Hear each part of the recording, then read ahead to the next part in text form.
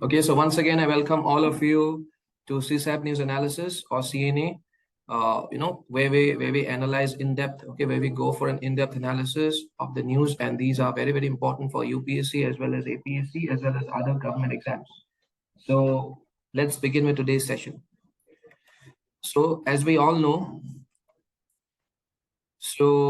before we start with today's session, I'd like to tell you about these two groups. Okay, we have a WhatsApp group as well as a Telegram group, and if you join these two groups, you can download the PDF of today's newspaper analysis by clicking on the link, and the link for these two groups are given in the description below. Okay, so as you all might be aware, we also have this interview guidance program going on, and this is for APSC CCE 2022. And our interview panel includes some of the most distinguished members of not only Assam but also of this country, including Sri Anil Swarup sir, who is a retired IAS officer, besides being the former Coal Secretary of India and is also a reputed author. He has written many books. We also have with us Mr. Robin Kolita sir. He is a retired IRTS officer. He was also the former director of IRCTC, and also he was the former external member of the APSC interview board. Apart from him, we also have with us Mr. Dilip Borasa. He is a retired IPS officer.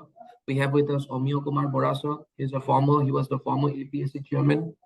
Besides that, we have Rajdeep Lekharu sir. He's the founder director of Civil Services Achievers Point. We have Jipul Res Kalita sir, and we also have Ijaz Ahmed sir.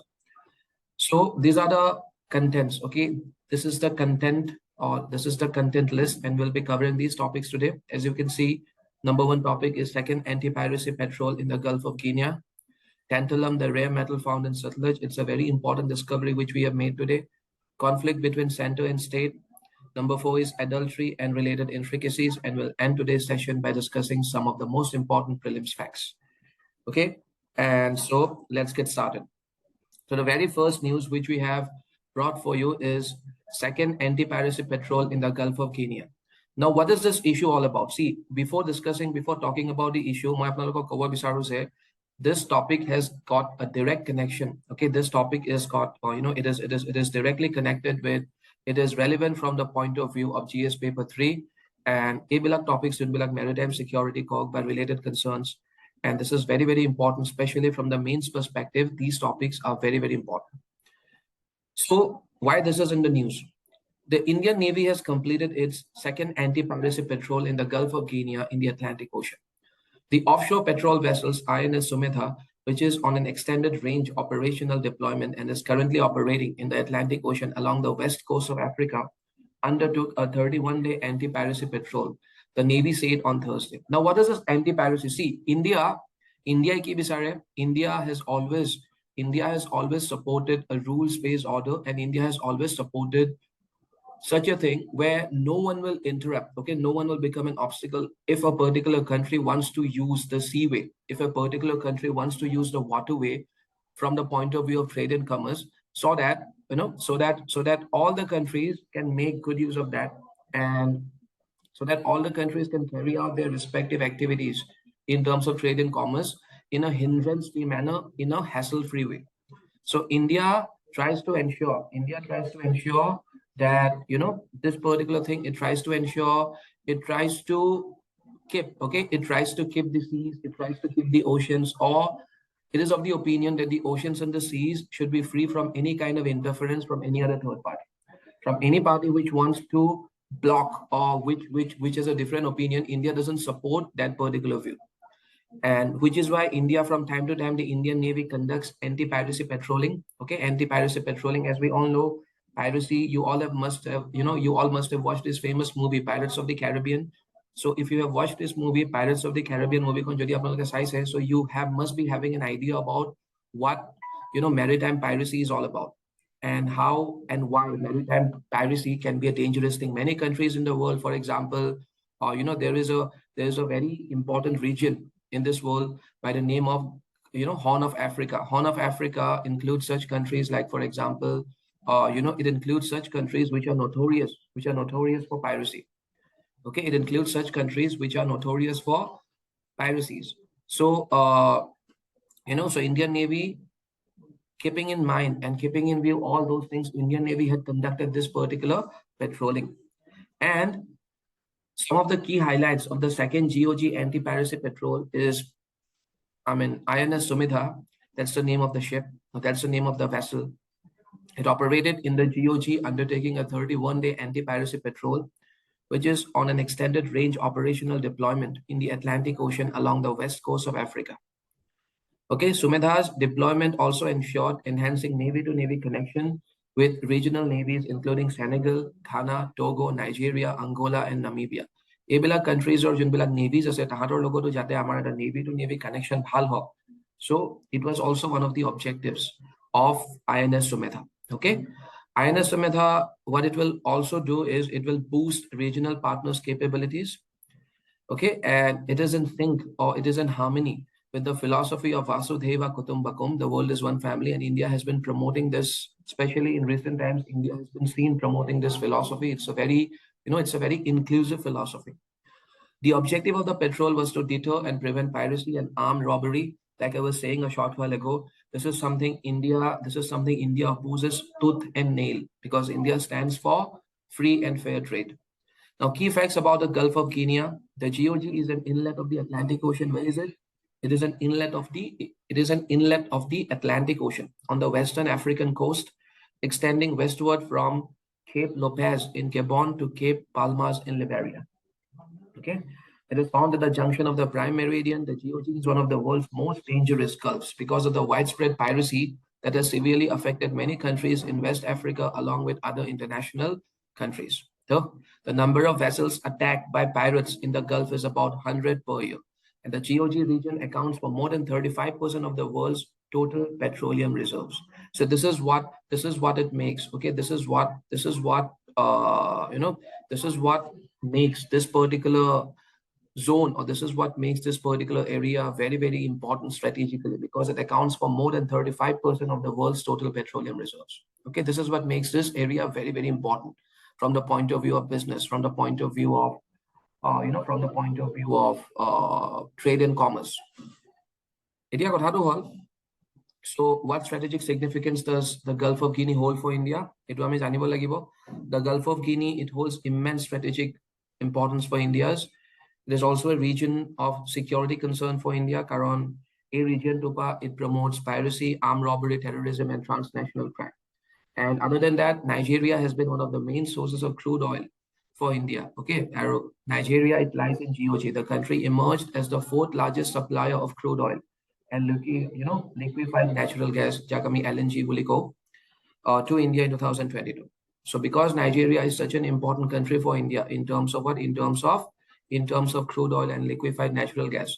So India has to ensure hassle-free supply of this particular crude oil as well as liquefied natural gas. Okay, so previous year question, Gulf of Guinea is part of which ocean? So the answer would be Atlantic Ocean. Our CSAP mains practice question: discuss India's strategic and operational contributions in countering anti-piracy efforts along Africa's western coast. Examine the challenges faced by India in this endeavor and suggest measures for further strengthening its role in ensuring maritime security in the region. Okay. This is another very important news. Tantalum, the rare metal found in Sutlej. What is tantalum? Okay, we will look into it. What is tantalum? What is the meaning of tantalum? And it is related with paper GS3, Science and Tech. It is very important from mains as well as prelims perspective. Now, why this was in the news? A team of researchers from the Indian Institute of Technology, ROPAR, has found the presence of tantalum, a rare metal, in the Sutlej river sand in Punjab. According to experts, the presence of tantalum is significant as the metal is widely used in electronics and semiconductors. Okay, see tantalum. What is tantalum? It is a rare metal with the atomic number 73, the number of protons found in one atom. It is gray, heavy, very hard. See, আটাইতকৈ বেছি important points বিলাক কি হয়? কিছুমান properties. Okay, কিছুমান properties. আৰু সেই properties বিলাক আৰু আটাইতকৈ বেছি important points আপোনালোকে কি মনত থব লাগিব? Why this discovery is very useful. So for that, আমি জানিব লাগিব যে tantalum or uses বিলাক কিহৰ কাৰণে important. Tantalum, if you look at the usage of tantalum in electronic sector, tantalum is most prominently used in the electronic sector. The capacitors made from tantalum are capable of storing more electricity in smaller sizes without much leakage than any other type of capacitor. Okay, jonbila capacitor ami bonam tantalum edi hebilakor khyamata ase bahut besi electricity store kora and in smaller sizes. This makes them ideal. Our A2 karne, it makes them, we can use capacitors made of tantalum in portable electronic devices such as smartphones, laptops, digital cameras. Okay, a substitute for platinum. আমি এটা বৰ্তমান platinum use কৰি আছো. Tantalum can also be used as a substitute for platinum, and platinum is more expensive. Okay, tantalum can also it can also be used. It can also be used to make surgical instruments and implants such as prosthetic joints, prosthetic limbs. Because a high-speed machine, এইবিলাক মানে prosthetic joints, মানে prosthetic limbs মানে কি artificial limbs. Okay, other uses, it can also be used in order to make components for chemical plants, nuclear plants, etc. Our significance of discovery of tantalum in the Satluj River key, it is significant because of its value in electronics and semiconductors. It gives a huge boost to India's critical mineral policy. And in the past, government of India has taken multiple steps to boost the semiconductor manufacturing in India. Okay, it also cuts down India's dependence on China. India is dependent on China for all these things. Since now it has been discovered in India itself, since now it has been discovered in the Punjab region of India, so automatically it will go a long way in reducing India's dependence on China for this. And also it will be, it's a direct assault. It will be a direct assault on China's hegemony over critical minerals. Okay, India's, it is also in line with India's ambitious renewable energy targets and all that. So it's very, very important, this particular discovery. So where does the strength of a semiconductor crystal come from? This is a question which I want you guys to attempt. And from the mains perspective, at a question, discuss the significance of tantalum in modern technology, highlighting its unique properties and applications. Third episode, conflict between center and state. This is a very important topic. This has always been, this has always been one of the causes of concern. Okay, this has long been a cause of concern, especially in a parliamentary democracy. Okay, conflict between center and state. There should not be any conflict between center and state. That should be the ideal condition, and that is what cooperative federalism means. But at times we get to see a conflict between center and state, especially at that point in time when there were two different political parties in power. Okay, when there were two different political parties in power in the center and the state. Okay, when two different political parties are in power. Suppose, for example, a different political party at a beleg rajnoitik dol jeta center thake aru eta beleg rajnoitik dol jeta state thake. It is at that point in time when we normally get to see some kind of a conflict between the center and the state. Okay, and this is a very important topic from the perspective of GS2, and which deals with polity and governance. So why this is in the news? Disputes between the center and the states regarding economic policies have a long history. In recent years, the frequency and intensity of such disputes have increased and assumed the character of persistent frictions in the federal system. Okay, it goes against the federal system. Why there is a conflict? Economic reforms. New economic policy in 1991 changed the context of center-state relations from cooperative to conflictual.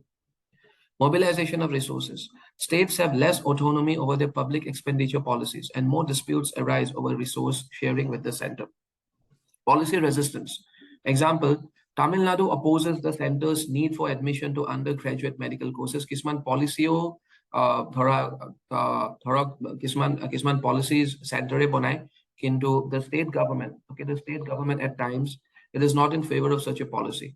So it is at that point in time, it is then that we get to see a conflict between the state and the center. Sometimes the disputes arise because of mobilization of resources. Okay. Then one size fits all approach, for example, let's take the example of, let's take the example of one nation, one language, that kind of a thing. So many South Indian states at that point in time, they had protested, or they were not okay with the idea of one language being imposed on everyone, or one language being given much more importance than the other languages. Okay, homogenization of social sector policies. So these are some of the reasons why we get to see this. Now, what are the constitutional provisions related to center-state relations in India? Now, these are some of the constitutional provisions. For example, Articles 245 to 255 in Part 11 of the Constitution deal with the legislative relations. Okay, distribution of legislative subjects. And we all know about the famous three lists, okay, the concurrent list, the union list, and the state list. Administrative relations, and these three lists, 8 Inikon list, Jagamiko state list, concurrent list, or union list, this is a clear-cut example of federalism that India stands for. Federalism is one of the core principles of our constitution, and anything which goes against federalism, is not a good sign for India. Okay. Now, our constitution has also laid down what kind of an administrative relation, should exist between the center and the state. Then the constitution also gives us a very good idea, or it gives us insights into the financial relations that should exist between the center and the state. Okay. The economic consequences, how does it hamper India? Underinvestment by states. The spread of the center's activities leads to a situation where the center starts crowding out the states in terms of investments. Okay, states disparity. The spending for the infrastructure scheme is more concentrated in the 3 largest states of Uttar Pradesh. Parallel policies. Okay, federal conflicts lead to either the state or center duplicating others' policies. Because suppose, for example, center eta policy banaise, so tare eta parallel policy kunba ekhon state or government banai dibo. Fiscal competition. Welfare provisioning competition, it is due to friction with the center. State governments will engage in competition with other states and with the center. The center has upper hand over states' revenues as raising non-taxes are confined to a smaller sphere. So, center-state relations should be such. Again, I will talk about cooperative federalism. Federalism, center, state or mazot hodai cooperation thakibo lagibo. Karon tahator mazot cooperation nathakile ami juntu ba constitution makers whatever vision they had in mind while they were framing the constitution, or jar karone tahate federalism or juntu spirit hetu anise. So juntu bhabi teoloke anisil, teoloke bhaba mate ketiao nohobo jodi ami center aru state or mazot eta jodi cooperation ami nanu ba jodi cooperation tahator mazot nathake. Okay. Now, this can be a very important question. Examine the dynamics of center-state disputes under the Indian federal system, paying particular attention to the clauses in the constitution. Now, adultery and related intricacies. Why adultery was struck off IPC and why a House panel wants to make it a crime again. It is very important from the perspective of GS paper 2, polity and governance. Why is it the news? The Parliamentary Committee on Home Affairs has suggested that adultery should be reinstituted as a crime in the Bharatiya Nyaya Samhita. Okay, 2023. What is Bharatiya Nyaya Samhita? I mean, this, according to the present government, this should be the name. Okay, the present government is trying to change the name of IPC to Bharatiya Nyaya Samhita. And once that happens, they're saying that in that particular law, what is this news all about? They're saying that in this particular IPC, okay, the newly formed IPC, or you can also call it the amended IPC, adultery should be made a crime once again. Okay, it should once again be declared as a crime. That is what the news is all about. The Parliamentary Committee adopted reports on the 3 bills meant to replace the IPC last week. See, about adultery. What is the meaning of adultery? It simply means extramarital affairs. Okay, in simple words, it is the voluntary act of engaging in sexual relations by a married individual, man or woman, with someone other than their spouse. So in simple words, it is extramarital affairs. Legal position in India. Before 2018, the Indian Penal Code, 2018 Indian Penal Code section 497, it classified adultery as a criminal act punishable by imprisonment for up to 5 years, a fine, or both. Kintu, yat juntu asile section 497, yat the punishment was confined only to men. Women were exempt from prosecution. This ran counter to the broader definition of adultery encompassing both genders engaging in voluntary sexual relations. Okay, so anyway, this act was a bit controversial. In a landmark case, Joseph Shine versus Union of India 2018, Supreme Court it unanimously struck down section 497 to Atarai disile.